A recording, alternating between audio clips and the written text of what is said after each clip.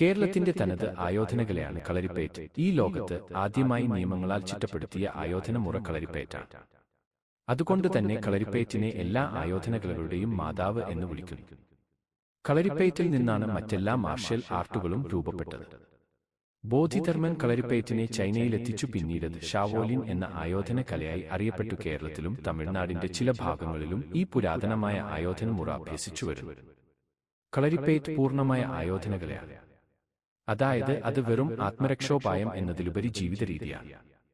അഭ്യാസങ്ങളും ശരീരവഴക്കവും ശക്തിയും മുതൽ ലോഹ ആയുധങ്ങൾ, വെറും കൈമുറകൾ കൂടാതെ ശരീരശാസ്ത്രം, ചികിത്സ തുടങ്ങി എല്ലാം കളരികളിൽ അഭ്യസിപ്പിക്കുന്നുണ്ട്.